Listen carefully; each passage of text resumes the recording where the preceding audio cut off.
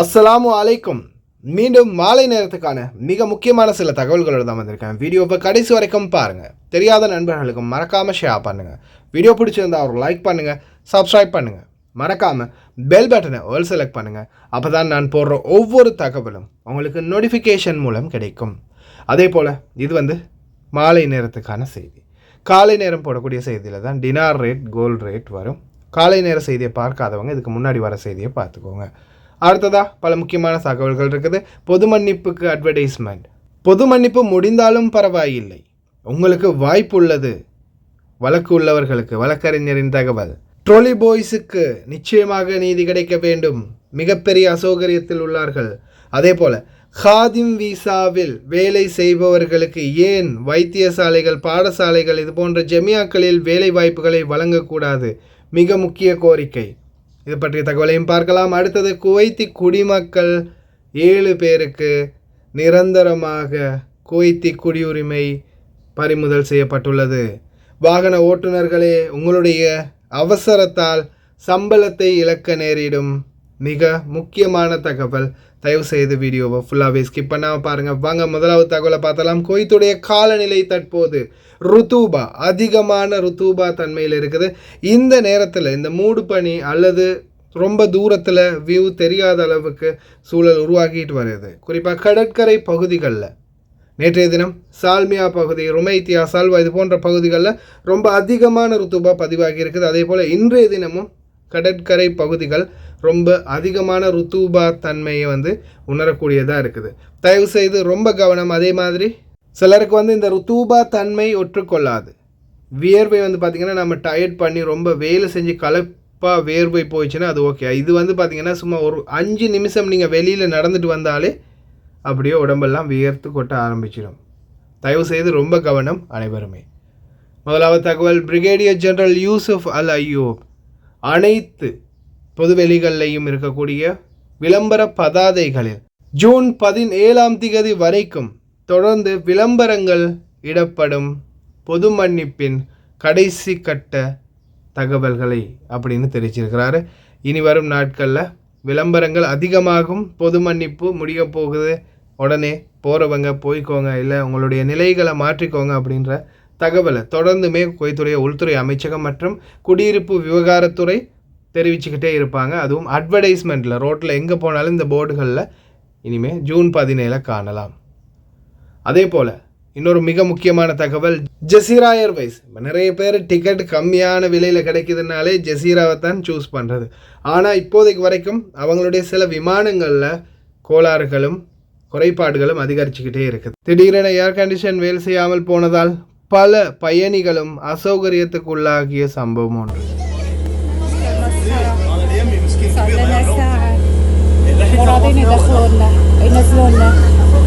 اليوم التاريخ 8/6/2024 طيران الجزيرة اللي رايحة حق شرم الشيخ يقول لنا قاعدة وداخل الطيارة وصلح لكم التكييف.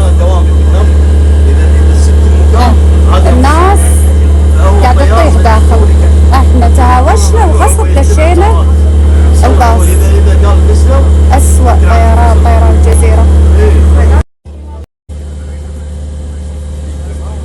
تاريخ اليوم 8/6/2024 الطيارة اللي رايحة شرم الشيخ تاهم احنا صراخ خلايا علشان ينزلونا، مو راضي ينزلنا. الوضع مسخرة. احنا بطيران الجزيرة رايحين شد. تاريخ اليوم كم؟ 8/6/2024. فجأة يقولون لنا ان التكييف خربان عقب مال كل خاص في هال. الوضع مسخرة واحنا للحين واقفين ما في تكييف وقاعد يدور له طيارة. Ladies and gentlemen, we apologize for this slight inconvenience. شفتني اعتذاركم، احنا متنا بالخيسة.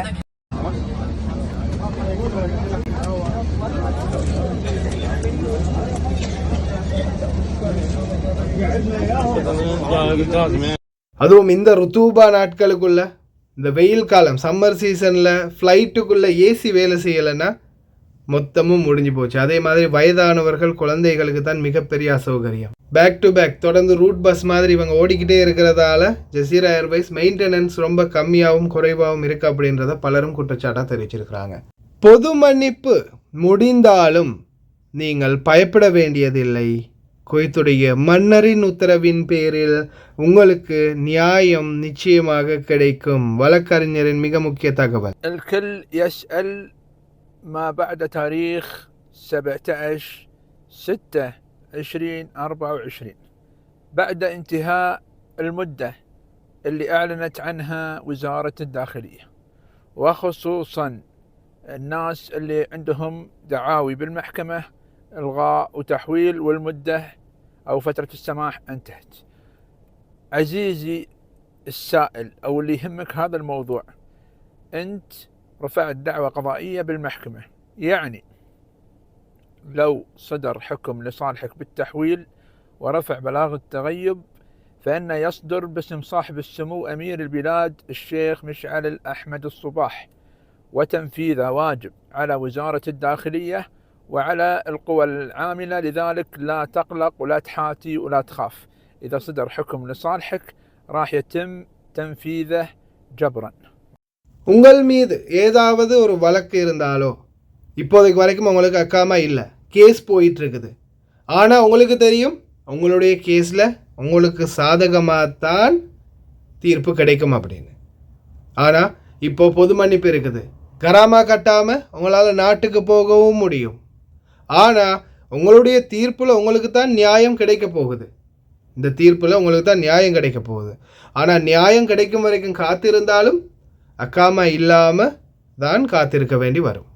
அப்போது அந்த சூழலில் பொது மன்னிப்பு கடந்து போன பிறகு எங்களுக்கு தீர்ப்பு கிடைச்சாலும் அக்காமா அடிக்க முடியுமா, கராமா கட்ட முடியுமா அப்படின்ற ஒரு பயம் நிறைய பேருக்கு இருக்குது. உங்களுக்கு கேஸ் இருக்கும் பட்சத்தில், ஆனால் அந்த கேஸ் ரன்னிங்கில் இருக்குது, உங்களுக்கு நியாயமான தீர்ப்பு கிடைக்கும். ஏன்னா நீங்கள் தான் பாதிக்கப்பட்டிருக்கிறீங்க, உங்களுக்கு அதுக்கான ஆதாரமும் உங்கள் கையில் இருக்குது. அப்படின்ற பட்சத்தில் யாருமே பயப்பட வேண்டியதில்லை. பொது மன்னிப்பு நீங்கள் பயன்படுத்தணும்னு அவசியம் இல்லை. உங்களோட கேஸ் போயிட்டுருக்குன்னா அது வரைக்கும் நீங்கள் எங்கேயாவது வேலை செஞ்சுக்கிட்டு இருக்கிறீங்கன்னா தாராளமாக இருக்கலாம். உங்களுடைய கேஸ் ஹியரிங் என்றைக்கு வருதோ அன்றைக்கு நீங்கள் ஆஜராகி உங்களுடைய தீர்ப்புகளை பெற்ற பிறகு மறுபடியும் அக்காமாவை சரி செய்து கொள்ளலாம். இது பார்த்திங்கன்னா அதிமேதக அமீர் ஷேக் மிஷால் அஹமத் அல் ஜாபர் அல் சபா அவர்களுடைய நேரடி உத்தரவு அப்படின்றதையும் வழக்கறிஞர் தெரிவிச்சிருக்கிறாரு. நியாயமான தீர்ப்புகள் பெறுவதற்காக காத்திருக்கிறவங்க இந்த பொது மன்னிப்பில் அவசரமாக இல்லை, நம்மள்ட்ட அக்காமாவும் இல்லை, இந்த கேஸ் எப்போ முடியுதோ தெரியலை அப்படின்னு இந்த நாட்டுக்கு போகணும் அப்படின்ற ஒரு சூழலில் இருக்கிறீங்கன்னா நீங்கள் கொஞ்சம் பொறுமையாக இருக்கலாம். ஏன்னா பொது மன்னிப்பு முடிந்தாலும் உங்களுக்கு சாதகமான தீர்ப்பு இருந்தால் நிச்சயமாக உங்களுக்கு அக்காமா அடிக்க முடியும். மிகப்பெரிய சிக்கலுக்கு முகம் கொடுக்கின்றார்கள் போலி பாபா மாமாக்கள். குவைத் குடியுரிமை சட்டம் தொடர்பான 1959 ஆண்டின் எமிரி ஆணை எண் 15 கீழ் 9 மற்றும் 11வது பிரிவுகளின்படி 7 பேரின் குடியுரிமையை இழப்பது தொடர்பாக அதிகாரப்பூர்வ வர்த்தமானியில் தேசிய விசாரணைக்கான உச்சக்குழுவின் அவசர கூட்டம் நேற்று நடைபெற்றது. இந்த உச்சக்குழு 2 முடிவுகளை வெளியிட்டுள்ளது. இதன் அடிப்படையில் 7 பேர் தற்போது தங்களுடைய குடியுரிமையை இழந்துள்ளார்கள். இந்த மாதிரி ஒரு கஃபில் யாருக்கும் கிடைச்சிடக்கூடாது அப்படின்னு தான் பிரார்த்தனை பண்ணணும். ஏன்னா எதுவுமே பண்ண முடியாது, ரிலீஸ் எடுக்கவோ அக்காமா அடிக்கவோ எதுவுமே பண்ண முடியாது. கேன்சல் பண்ணிவிட்டு டைரெக்டாக நாட்டுக்கு தான் போக வரும். பட்டத்து இளவரசர் ஷேக் சபா அல் ஹாலித் முபாரக் அல் சபா நாளைய தினம் செவ்வாய்க்கிழமை சவுதி அரேபியாவிற்கு உத்தியோகபூர்வ பிரதிநிதிகளுடன் சந்திப்பொன்றில் கலந்து கொள்ள உள்ளார். அடுத்ததா மிக முக்கியமான தகவலை பார்த்துடலாம். இது ஒரு சமூக சேவைக்கு ஒருத்தர் தான் இது சம்பந்தமான பதிவொன்றை இட்டிருக்கிறாங்க, குவைத்தி பெண்மணி ஒருவர். இதில் குறிப்பாக முக்கியமான விடயம் என்னென்னா, ஜமியாக்களில் இந்த ட்ரோலி பாய்ஸ், ஜமியாக்களில் ட்ரோலி தள்ளுறவங்க, அவங்களுக்கு ஒரு நாளைக்கு 6 தீனார் அக்காமாக்கு கொடுக்க வேண்டிய சூழல். அதே போல் இதில் இன்னொருத்தர் மிக முக்கியமான ஒரு தகவலை வெளியிட்டிருக்கிறாரு. உண்மையிலே இது நிறைய பேருக்கு பயனுள்ள தகவலாக இருக்கும். இது என்ன சொல்கிறாங்கன்னா, ஏன் வீட்டு தொழிலாளர்களை அனுமதிக்கவில்லை, சங்கங்கள், பள்ளிகள் மற்றும் பிற இடங்களில் அனுமதிக்கவில்லை. இதை டொமஸ்டிக் ஒர்க்கர் வீசாவில் வரக்கூடியவங்களுக்கு ஏன் அனுமதிக்க கூடாது அப்படின்ற ஒரு சில கேள்விகளையும் கேட்டுக்கிறாங்க. ஏன்னா இப்போது இந்த ட்ரோலி ஒர்க்கர்ஸ் நீங்கள் பார்க்கக்கூடிய இந்த ட்ரொலி பாய்ஸ் ஒரு நாளைக்கு 6 தினார் கட்டுறாங்க. இப்போ நீங்கள் நிறைய பேர் தெரிஞ்சிருக்கும், ட்ரொலி பாய்ஸ் வந்து நிற்பாங்க, அதுக்கப்புறமா மாமா பாபா யாராவது வந்தாங்கன்னா அவங்களுடைய அரபானையை தள்ளிட்டு போவாங்க, அதுக்கப்புறம் வண்டியில் கொண்டு போய் லோட் பண்ணி கொடுத்த அப்புறமா 1 தினாரோ 1/2 தினாரோ 1/4 தினாரோ கொடுக்குறத எடுத்துகிட்டு போவாங்க. இதுதான் இவங்களுடைய வாழ்வாதாரம். இவங்களுக்கு வந்து சாப்பாடு, தங்குமிடம் கொடுப்பாங்கன்னு நினைக்கிறேன். சாப்பாடு இல்லை, சாப்பாட்டுக்கும் இவங்களுடைய மாத சம்பளத்துக்கும். அதே போல் இவங்களுக்கு அக்காமா அடிக்கிறதுக்கு ஒரு நாளைக்கு 6 தினாரும் கட்டினாதான் இவங்களுக்கு இங்க வேலை செய்ய முடியுமா. كلامي للسادة العاملين في اتحاد الجمعيات التعاونية والمختصين في هذا الشأن اللي بتكلم فيه. العمالة اللي موجودين عند الكاشير يدورون رزقتهم، وبالعكس أنا أعطي ونقص أمالهم من صدق. ولكن مرات صرنا لما أدش حتى باخذ علش يلحقون، أدش باخذ ما أدري شنو يلحقون. سألت الكاشير قلت هذول ما عندهم رواتب؟ قال لي لا ما عندهم رواتب، يدفعون يوميا 6 دنانير حق الشركة اللي حاطة إقامتهم. قلت شلون؟ قال لهم كذي يوميا 6 دنانير حق الشركة اللي حاطة الإقامة. طيب الإقامة ليش مو على اتحاد الجمعيات أو على الجمعية؟ لا ما يحطونها. ليش؟ طب أنا في عمال في جمعية الروضة بحوالي اللي في حوالي شارع تونس من 20 سنة أعرفهم، شيبوا الريايل. معقولة يعني؟ ليش 6 دنانير أدفع؟ يقول لي سألت العامل على أساس أصدق الحكي، قال لي إيه حتى لو مريض، حتى لو غايب، حتى لو عندي أي شيء لازم أدفع 6 دنانير. يعني 6 ب30 يوم كم بيدفع بالشهر؟ زين الناس كم تعطيه؟ زين هذا لو باق لو سوى لو صار يعني بتلومونه؟ لا ما راح حلومه. طب أتمنى من اتحاد الجمعيات التعاونية مثل ما أنا في البيت مو مسموح لي أحط عاملة إقامتها مو علي، كذلك قانونيا ما يسمح لك. أتمنى تنظيم العمل هذا، أرجوكم الناس هذه يعني في مسؤوليتكم وبرقبتكم. شخص يوقف ما أدري كم ساعة عشان يحصل 6 دنانير باليوم ما راح يحصلها، يمكن يحصل بالشهر يلا يحصل خلينا نقول 100. شلون بيقطع الأكل عليه والسكن عليه واللبس عليه؟ هو قاعد يقول لي العامل كل شيء علي. طيب وال6 دنانير هذا شنو؟ كذلك اللي يشتغلون في المدارس الخاصة، العاملات إقامتهم مو على المدارس. شلون؟ وحدة طقت بنية سوت في بنية وراحت انحاشت، أنا ايش دراني هذا منين بجيبها؟ مفروض إقاماتهم على أماكن العمل، مثل ما أنا مجبور أحط العاملة في بيتي إقامتها علي، كذلك الجهات هذه لازم تجبر أن إقامات العمالة هذه تكون عليها تنظيميا أمنيا، حتى هو كعامل استقرار له ما يصير مرحبا. كلامي இது சம்பந்தமான மேலதிக விசாரணைகளை மேற்கொள்ளுமாறு மிக முக்கியமான ஒரு கோரிக்கையை முன் வச்சிருக்கிறாங்க. இதில் உங்களுக்கே தெரியும், பல இடங்களில் நம்ம பார்த்துருப்போம், இந்த பெலதியாவில் வேலை செய்யக்கூடியவங்க, சில கிளீனிங் கம்பெனிகளில் வேலை செய்யக்கூடிய தொழிலாளர்கள் மொத்தமாக க்ரௌடாக நிற்பாங்க, சம்பளம் இல்லை, சம்பளம் கொடுக்கல, 2 மாதமாக 3 மாதமாக சம்பளம் கொடுக்கல அப்படின்ற பிரச்சனைகள் போயிட்டுருக்கோம். ஆனால் அது ஒரு பக்கம் இருக்குதுன்னா, இந்த பக்கம் இவங்களுக்கு ஒரு நாளைக்கு 6 தினார். டாக்ஸி ஓட்டுநர்கள் இந்த கதைகளை சொல்லி கேள்விப்பட்டிருக்கிறேன். ஒரு நாளைக்கு அவங்க 6 தினார் 5 தினார் அப்படி கொடுக்கணும், ஒவ்வொரு நாளைக்கும் இந்த கணக்கை வந்து கொடுக்கணும் டாக்ஸி கம்பெனிக்கு அப்படின்னு. ஆனால் இது வந்து பாருங்கள், இந்த ட்ரொலி பாய்ஸ் அவங்களுக்கு சம்பளமும் இல்லை, சாப்பாடும் இல்லை, அக்காமா கூட ஃப்ரீ இல்லை. ஒரு நாளைக்கு 6 தினார் கட்டணும் மந்தூக்குக்கு, அவங்களுக்கு வருஷத்துக்கு அக்காமா அடிக்கிறதுக்கு. ஒரு நாளைக்கு 6 தினார்னா ஒவ்வொரு நாளும் கட்டி ஆகணுமா? அப்போ 180 தினார். அப்போ வருஷத்துக்கு அட பாவிகளா 2000 தினாரை கிட்டத்தட்ட எடுக்கிறாங்க அவங்கக்கிட்ட இருந்து இந்த அக்காமா அடிச்சுக்கிறதுக்காக. மிகப்பெரிய ஒரு கொள்ளை. இது சம்பந்தமான மேலதிக விசாரணைகளை மேற்கொள்கிறதுக்காக பல முக்கிய பிரமுகர்கள் இதில் தலையிட்டிருக்கிறாங்க. பார்க்கலாம் எதிர்வரும் காலங்களில் இந்த காதிம் வீசாவில் வெளியில் வேலை செய்கிறதுக்கு ஒரு ஏற்பாடு. காதிம் ஷூன் மாற்றாட்டியும் பரவாயில்ல, காதிம் வீசாவில் வந்து இந்த மாதிரி வெளியில் வேலை செய்யக்கூடிய வாய்ப்பு ஒன்று பெற்றுக் கொடுத்தாங்கன்னா நல்லாயிருக்கும். அப்படி இல்லையா கவர்மெண்ட்டே ஓப்பன் வீசா, இப்போ இந்த கட்டார் மற்ற நாடுகளில் இருக்கிற மாதிரி, துபாயில் இருக்கிற மாதிரி ஃப்ரீ வீசா, விசிட் வீசாவில் வந்து சரி, அல்லது ஒர்க்கன்சிக்கு அப்படின்றத வந்து கவர்மெண்ட்டே ஒரு வீசாவை இஷ்யூ பண்ணி கவர்மெண்ட்டுக்கு பணம் கட்டுற மாதிரி ஒரு சிஸ்டத்தை கொண்டு வந்தாங்கன்னா நல்லாயிருக்கும். பார்க்கலாம் எதிர்வரும் நாட்களில். உங்களுடைய கருத்துக்களையும் மறக்காமல் கமெண்டில் பதிவு பண்ணுங்கள். அதே போல் ஓட்டுநர்களே, இனி வரும் நாட்களில் அவசரம் வேண்டாம், வேண்டவே வேண்டாம். அவசரப்பட்டீங்கன்னா உங்களுடைய சம்பளம் தொடர்ந்து கட்டிங். நல்லா பார்த்துக்கோங்க. கேமராக்களில் இப்போ அழகாக ஜூம் பண்ணி உங்களுடைய நம்பர், உங்களுடைய டீட்டெயில்ஸை ஃபுல்லாகவே கலெக்ட் பண்ணிடுவாங்க.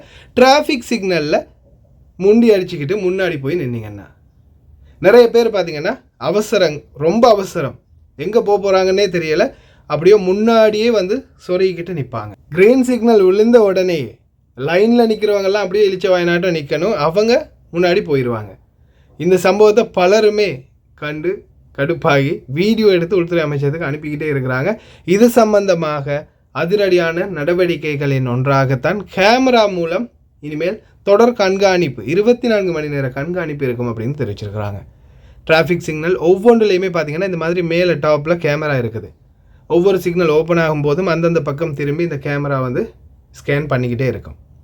தயவு செய்து ரொம்ப கவனம் ஓட்டுநர்களே. எவ்வளோ அவசரம் இருந்தாலும் லைனில் போங்க. முன்னாடி ஓவர்டேக் பண்ணி உள்ளே போகலாம் அப்படின்னு நினச்சி நீங்கள் போனீங்கன்னா நிச்சயமாக உங்களுடைய டீட்டெயில்ஸை கலெக்ட் பண்ணிடுவாங்க. அதுக்கப்புறமா ஃபைன் வீடு தேடி வரும். ஐஃபோன் யூசர்ஸுக்கு ஒரு முக்கியமான தகவல்னு சொல்லிட்டு போயிடலாம். ஆப்பிள் புதிய ஆப்ரேட்டிங் சிஸ்டம் iOS 18 ஆனது ஃபேஸ் ஐடியை பயன்படுத்தி அனைத்து அப்ளிகேஷன்களையும் லாக் செய்ய பயனாளர்களை அனுமதிக்கும். இனிமேல் உங்களுடைய ஆப்பெல்லாம் நீங்கள் ஃபேஸ் ஐடி மூலமே லாக் பண்ணி வச்சுக்கொள்ளலாம். அதே மாதிரி குவைத் டிராஃபிக் போலீஸ் அதிகாரிகள் சில நேரங்களில் உங்களுக்கு டயர் மாற்ற முடியலைன்னா அதுக்கும் உதவி பண்ணுவாங்க.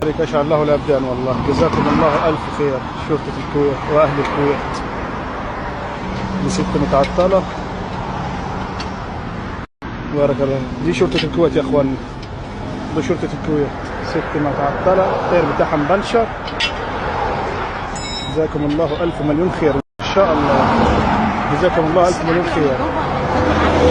ஜஹ்ரா கவர்னரேட் முனிசிபாலிட்டி தற்போது பல பகுதிகளிலும் அரசு இடங்களில் கிருபிகள் மற்றும் கூடாரங்களை ஈட்டிருந்த பல இடங்களை அகற்றும்படி எச்சரிக்கை விடுத்துள்ளது. இது வந்து பார்த்தீங்கன்னா ரெட் நோட்டீஸ் ஒட்டியிருக்கிறாங்க. 48 மணித்தியாலங்களுக்குள்ள இந்த கூடாரம் இந்த தகடுகள் அதையுமே வந்து எல்லாத்தையுமே அகற்றிட்டாங்கன்னா ஒரு பிரச்சனையுமே இல்லை. அப்படி அகற்றாத பட்சத்தில் என்ன பண்ணுவாங்கன்றது உங்களுக்கே தெரியுமே. ஜேசிபியை கொண்டாந்து போட்டு மொத்தமாக அடித்து டிஸ்ட்ராய் பண்ணிட்டு போயிட்டே இருப்பாங்க. இந்த மாதிரி ஸ்டிக்கர் ஒட்டி இருந்துச்சுன்னா உடனே கஃபீல்கள்கிட்ட தெரியப்படுத்துங்க கூடாரங்களில் இருக்கக்கூடியவங்க. கஃபன் செய்பவர்கள் இறந்தவர்களுக்கு கஃபன் செய்பவர்களுக்கு குவைத் முனிசிபாலிட்டியில் உள்ள இறுதிச் சடங்குகள் துறை இறந்தவர்களுக்கு 30 தினார் மதிப்பில் இறுதிச் சடங்கு கொடுப்பனவை செலுத்துவதற்கான விருப்ப சேவையை விவரிக்க தொடங்கியுள்ளது. கஃபன் செய்கிறவங்களுக்கான அந்த அலவன்ஸ் வந்து பார்த்தீங்கன்னா 30 தினார் வரைக்கும் கொடுப்பனவுகளை வழங்கணும் அப்படின்றத தெரிவிச்சிருக்கிறாங்க. அடுத்ததான் மிக முக்கியமான தகவல், புனித ஹஜ் பயணத்தை மேற்கொண்டு வரும் யாத்ரீகர்களின் பயணத்தை எளிதாக்கும் ஒழுங்கமைப்பு திட்டம் சிவில் விமான போக்குவரத்து பொது நிர்வாகத்தின் மகத்தான முயற்சிகள் என்று தெரிவித்திருக்கின்றார். சிவில் விமான போக்குவரத்து பொது நிர்வாகத்தின் செயல்பாட்டுத்துறை இயக்குனர் மன்சூர் அல் ஹாசிமி. நாட்டுக்கு லீவு போகிறதுக்கு இப்போ இங்கே சட்ட ரீதியாக இருக்கிறவங்க லீவு போவாங்க. அதே மாதிரி இந்த பொது மன்னிப்பு கடைசி கட்டத்தில் செம்ம க்ரௌட் ஒன்று எதிர்பார்க்கலாம். ஹஜ் சீசனும் நெருங்கிடுச்சு. ஹஜ் யாத்ரீகர்களுடைய பயணங்களும் ஆரம்பமாகி இருக்குது. புறப்பாடுகள் ரிட்டர்ன் வாரது இது எல்லாமே ஒன்று சேர்ந்து டார்கெட் பண்ண போகுது. முடிஞ்ச வரைக்கும் வேகமாக பயணிக்க பாருங்க. 400 راكب بمغاربة العدد هذا في جميع شركات الطيران الكويتية والجزيرة والخطوط الجوية السعودية وشركة طيران ناس على حسب الرحلات المجدولة. لذلك ولله الحمد إلى الآن الإجراءات تمشي على حسب الخطة التشغيلية وإجراءات التسهيلات وعناصر الجودة فيها في تسهيل جميع حركة الركاب، في تطبيق جميع الاشتراطات والمعايير المطلوبة في المغادرة والوصول، وتقديم كافة التسهيلات لجميع الحجاج الكرام إلى وصولهم إلى مكة إن شاء الله. استاذ منصور، خلال يعني قبل امس واليوم ايضا وخلال الايام هذه التي تم تسيير الرحلات، تقييمك بالنسبه بشكل عام الوضع بالنسبه لعمليه التنظيم، ايضا التعامل من خلال التزام حجاج بيت الله الحرام في المواعيد؟ نعم لله الحمد التزامنا الى الان مغاربه الامه برمه، كل اجراءاتنا ما عليها تاخير وفق الاشتراطات واجراءات الامن والسلامه والتشغيل في تقديم كافه التسهيلات لجميع مباني الركاب، في تخصيص كاونترات خاصة للحجاج الكرام ورحلات التشغيلية لذلك في جميع مباني الركاب، وتوفيدهم في إجراءات تسهيلات كاملة لهم وتقديم بطاقات الصعود ميسرة في استقبالهم في منطقة وزن الامتعة إلى مغادرتهم إلى بوابة المغادرة والتحاقهم في رحلاتهم إلى وصولهم إلى مكة. أستاذ منصور هاشمي، كل الشكر لك على هذه المعلومات وشكرا لكم على جهودكم التي عودتمونا دائما على كل فعالية وكل مناسبة وكل مواسم يعني في العام أنتم تقومون بوضع الخطط المبكرة حقيقة، ونرى على الأمر الواقع هناك سهولة ويسر في عملية الإجراءات. شكرا لك. எக்காமா இல்லாதவங்க இந்த நாட்களில் முடிந்த வரைக்கும் வேகமாக போக பாருங்கள். கடைசி 17, 16 வரைக்கும் சரி இருக்காமல் ஒரு 15, 14, 13 சரி போகிறதுக்குரிய முயற்சிகளை பண்ணுங்கள். ஏற்கனவே டிக்கெட் புக் பண்ணியிருந்தீங்கன்னா தயவு செய்து ஏர்லியாக போயிருங்க. விமான நிலையத்துக்கு எல்லாரும் 3 மணி நேரத்துக்கு முன்னாடி போகிறாங்கன்னா நீங்கள் குறைஞ்சது 4 மணி நேரத்துக்கு முன்னாடியாவது போயிருங்க. விமான பயணம் ஏன்னா ஒரு நிமிஷம் லேட் ஆகினா கூட உங்களுடைய விமானம் உங்களுக்கு கிடைக்காது. அதனால் தயவு செய்து ஏர்லியாகவே போங்க. கடைசி கட்டத்துக்குள்ளே போகாதீங்க. ஏன்னா நீங்கள் போனால் லைனில் நிற்கணும், செக் பண்ணுவாங்க, அதுக்கப்புறமா சீல் பண்ணுவாங்க. ஒரு சில வேலை திட்டங்கள் வந்து உள்ளே இருக்குது. ஒரு வேலை ஏதாவது மிஸ்ஸிங் ஆகி இருந்தாலும் இது உடனே செஞ்சுட்டு வாங்க அப்படின்னு சொன்னாலும் அதுக்குரிய கேப் உங்களுக்கு இருக்கணும். ஒரு மணித்தியாலத்தில் சரி போயிட்டு செஞ்சுட்டு வர மாதிரி ஏதாவது ஒரு முயற்சிகள் எடுக்கிற மாதிரி அதுக்குரிய சந்தர்ப்பம் உங்களுக்கு கிடைக்கிறதுக்கு உங்களுக்கு நேர காலம் அவகாசம் இருக்கணும். கடைசி கட்டத்தில் அந்த ஆஃபீஸில் போய் ஒரு சீல் எடுத்துகிட்டு வாங்க, இந்த அதிகாரியை போய் சந்தித்து அவர்கிட்ட கையெழுத்து எடுத்துகிட்டு வாங்க அப்படின்னு சொன்னால் அந்த நேரத்தில் நீங்கள் போய் வந்து அந்த வேலைகளை செய்கிறதுக்குரிய நேர அவகாசம் உங்களுக்கு இருக்கணும். அதனால் தயவு செய்து இறுதி கட்டம் கடைசி தொண்டக்குழியில் இருக்கும்போது போகாமல் கொஞ்சம் நேரத்தோடு போங்க. முடிந்த வரைக்கும் ஒரு 4-5 மணி நேரத்துக்கு முன்னாடியே விமான நிலையத்துக்கு போயிடுங்க. அது உங்களுக்கு மிகவும் சிறந்ததாக இருக்கும். ஓகே ஃப்ரெண்ட்ஸ், கடைசி வரைக்கும் பார்த்த எல்லாருக்குமே ரொம்ப நன்றி. இன்ஷா அல்லாஹ் எல்லாருக்கும் எல்லாமே நல்லதாக நடக்கணும் அப்படின்னு துவா செஞ்சுக்கிறேன். மறக்காமல் தெரியாத நண்பர்களுக்கும் ஷேர் பண்ணுங்கள். வீடியோ பிடிச்சிருந்தா ஒரு லைக் பண்ணுங்கள், சப்ஸ்கிரைப் பண்ணுங்கள். ஒரு நல்ல வீடியோவில் சந்திக்கலாம்.